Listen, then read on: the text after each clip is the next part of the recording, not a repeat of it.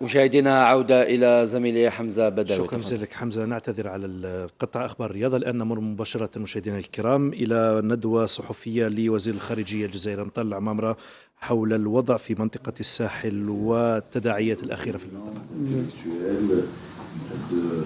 cadre supérieur de la nation, de chercheurs, de membres corps académiques particulièrement intéressés par les thématiques que vous avez abordées. Je ne doute pas qu'à l'occasion du débat, vous ayez beaucoup de répondants pour pouvoir ensemble approfondir les thématiques que vous avez évoquées. Pour ma part, je n'ai pratiquement rien à ajouter, sinon de porter témoignage de ce que vous avez parlé de l'histoire du Niger frère. Je voudrais indiquer que lorsqu'il y a une douzaine d'années, c'est là que j'ai eu le grand privilège de vous rencontrer, il y a eu un coup d'État militaire au Niger, et nous avons... c'est le coup d'État qui a renversé le colonel Tancha. Et nous avons eu le privilège de venir à Niamey au nom de la communauté internationale, deux Algériens et un Ghanéen. Saïd Djinit, représentant les Nations Unies en Afrique de l'Ouest, moi-même commissaire paix et sécurité de l'Union africaine, et Mohamed Ben Chambas, secrétaire exécutif de la CEDEAO.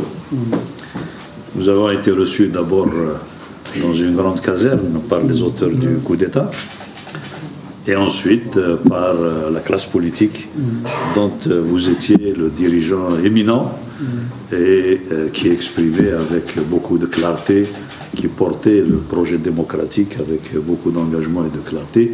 Et à vos côtés d'ailleurs, déjà à l'époque, votre dauphin, Mohamed Bazoum, qui devait également participer donc à la campagne politique et ensuite siéger à vos côtés au gouvernement pendant les 10 années, les 2 mandats successifs durant lesquels vous avez été à la tête de l'État nigérien.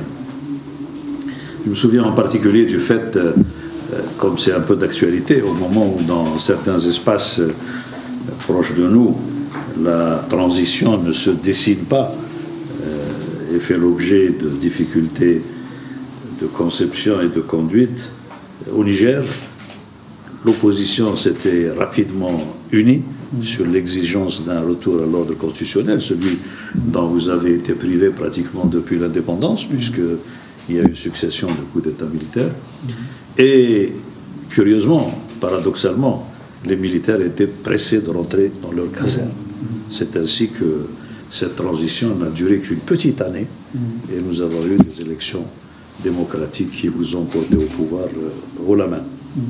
C'est dire qu'il y a une source d'inspiration pour l'actualité, notamment au Mali, dans ce qu'a été l'histoire du Niger. Vous avez également fait référence au fait que dans beaucoup de pays africains, et même au-delà, les successions dans le cadre démocratique par la voie d'élections libres inclut une certaine composante qui n'est pas toujours exprimée, celle du rôle de l'ethnicité dans le choix et la formation des majorités qui portent des personnalités au pouvoir. Dans le cas du Mali, vous l'avez signalé, dans le cas du Niger, pardon, Monsieur le Président, vous l'avez signalé, mais ce dont je voudrais porter témoignage, c'est le fait que, en tant que président de la République, ancien président du parti, vous ne l'étiez plus à ce moment-là, vous avez mis votre poids politique dans les instances dirigeantes du parti, précisément pour dépasser et rejeter l'instinct de promotion de l'ethnicité dans la succession. Vous avez réussi en vous appuyant fortement sur la discipline qui existait à l'intérieur de votre parti, et vous avez eu à prendre certaines décisions difficiles sur lesquelles je ne reviendrai pas. Mais le mérite de cette démocratie hors ethnicité vous revient très certainement. Il faut d'ailleurs ajouter que le directeur de la campagne de Mohamed Bazoum était votre propre fils. C'est vous dire à quel point vous êtes engagé pour transcender ces réflexes originels qui, dans le cas du Niger, n'ont pas prévalu grâce à votre leadership et grâce à votre vision. J'ajouterai que vous avez parlé de la Libye. Je voudrais me féliciter du fait que la position du Niger et celle de l'Algérie à l'époque étaient identiques. En tant que pays voisin, nous avons fortement condamné l'intervention étrangère, nous avons fortement condamné la marginalisation de l'Union africaine, nous avons condamné le recours à la force contre l'intégrité territoriale, l'indépendance, l'unité nationale du peuple libyen frère. Aussi bien dans les rencontres au sommet, et il y en a eu beaucoup, où vous représentiez brillamment le Niger, que dans les réunions ministérielles où votre ministre des Affaires étrangères de l'époque, Mohamed Bazoum, toujours représentait brillamment votre pays et élevait la voix très distinctement contre l'ingérence et l'agression étrangère. Enfin, je ne peux pas omettre le fait que même aujourd'hui, à l'heure où certains se verraient volontiers à la retraite, vous avez accepté volontiers de continuer à assumer la charge de champion de l'Union africaine pour la mise en œuvre de la ZLECAf.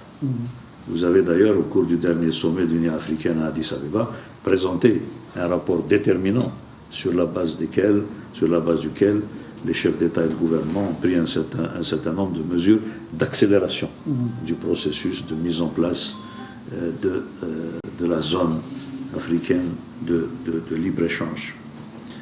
Ceux-ci sont remontés jusqu'à votre brillante présidence de l'Union africaine également, durant laquelle nous avons pu mettre en marche et activer l'architecture africaine de paix et de sécurité dans un certain nombre de ses composants. C'est dire que le bilan est particulièrement élogieux, mais ce qui nous attend en termes de contribution additionnelle liée à votre sagesse, à votre expérience, est à saluer comme étant certainement très, très prometteur. Enfin, sur le plan des relations bilatérales avec l'Algérie, durant vos 10 années à la tête de la présidence de la République, les relations ont été fraternelles, cordiales. Le bon voisinage a prévalu entre nous et ce bon voisinage, fort heureusement, continue aujourd'hui aussi. Et je me réjouis que votre propre visite vienne après celle effectuée en Algérie par le président Mohamed Bazoum, avec lequel nous nous retrouvons pour assumer la continuité de votre œuvre dans les relations bilatérales comme à l'échelle de l'action africaine commune. Merci pour tout, Monsieur le Président. Merci pour votre visite.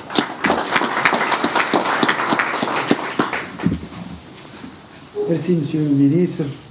Avec votre permission, Monsieur le Président, et pour ne pas prendre sur votre temps très chargé, je voudrais passer la parole aux